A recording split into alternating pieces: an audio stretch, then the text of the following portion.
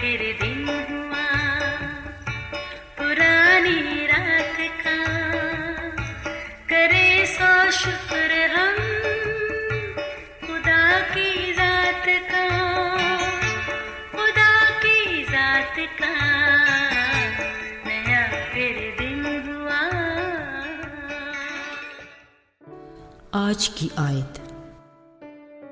क्योंकि ज़र की दोस्ती हर किस्म की बुराई की जड़ है, जिसकी आरज़ू में बाज़ ने ईमान से गुमराह होकर अपने दिलों को तरह तरह के गमों से छल निकाल लिया। पहला तीमुथियुस 6 बाब 10वीं आयत। अजीज़ों, रुपया पैसा इंसान की बुनियादी ज़रूरियात में से एक है। हाँ, इसको अपनी मर्ज़ी के ताबे ज़रूर रखें, लेकिन इससे दोस्ती किसी सूरत ठीक नहीं। बिलाशुबा इसके हसूल के लिए मेहनत मुशक्क़त हमारी ज़िम्मेदारियों में शामिल है। याद रहे, रुपये की जायज़ कमाई पर खुदा की बरकत है, मगर नाजायज़ दौलत की ख्वाहिश एक ऐसी आजमाइश है कि हर कोई आसानी से इसका शिकार हो जाता है। अब सोचना तो ये है कि नाजायज़ दौलत की ख्वाहिश कौन कर सकता है? वो जो इस जहान का हम शक्ल होगा और दुनिया की सबसे ज़्यादा पुरकशिश नमूद और नुमाइश का ख्वाहिशमंद भी। अजीज़ों, हर दौर में इस रेस में शामिल होने वाले बहुत से हैं जो मुआशरे में अपनी वक्ती इज़्ज़त और ख़ुद साख्ता ऊंचा मुकाम हासिल करने के मुतमन्नी हैं। इस हवस के भूखे लोग दिनों में दौलतमंद बनने के लिए जायज़ और नाजायज़ हरबे इस्तेमाल करते हैं।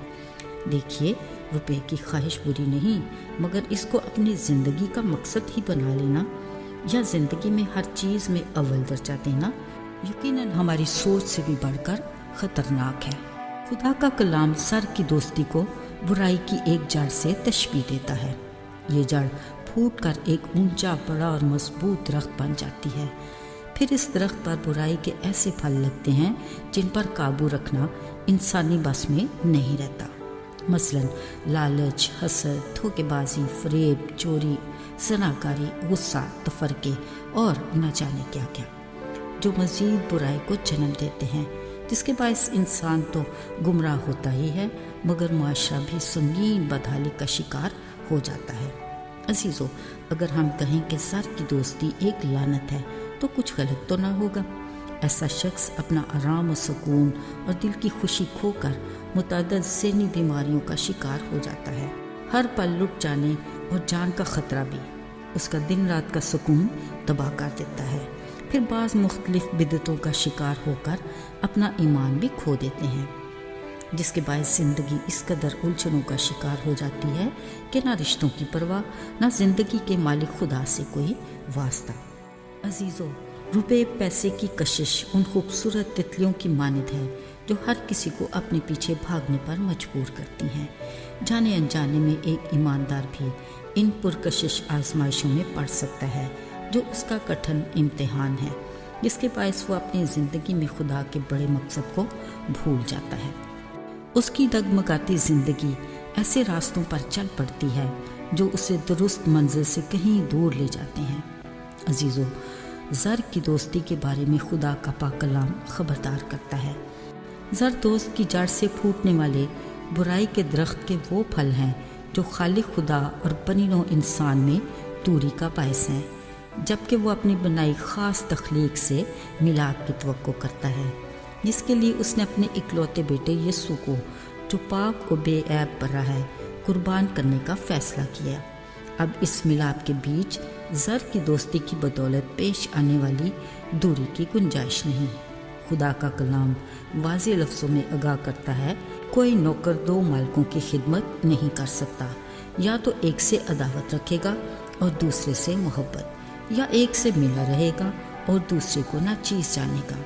इसलिए तुम खुदा और दौलत दोनों की खिदमत नहीं कर सकते।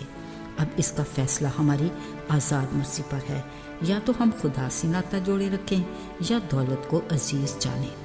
याद रहे, अगर हम दोनों से ताल्लुक़ रखना चाहते हैं तो बात पक्की कि हम किसी के भी वफ़ादार नहीं। भला खुदा का दौलत से क्या मेल? बिलाशुबा दौलत एक ऐसा बुत है जो खुदा और इंसान के बीच एक बड़ी रुकावट है। अगर कोई दौलतमंद अपनी दौलत को खुदा से बढ़कर अजीज़ रखता है کلام کا اٹل فیصلہ یہ ہے کہ اس کا آسمان کی بادشاہی میں داخل ہونا مشکل ہے۔ آئیے دعا کریں۔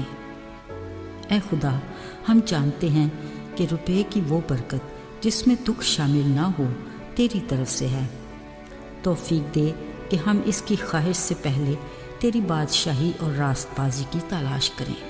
اے خدا، ہمیں زر کی دوستی سے محفوظ رکھ۔ اس کے لیے ہم اپنے وسائل کو تیری نگاہ میں رکھتے ہیں۔ ہمیں لالچ سے بچا اور ہماری ضرورت کے مطابق عطا کر۔ حکمت دے کہ ہم تیرے دیے ہوئے پیسے کو درست طور پر استعمال کر سکیں۔ بڑی شکر گزاری کے ساتھ تجھ سے مانگتے ہیں، یسوع کے مبارک نام میں، آمین۔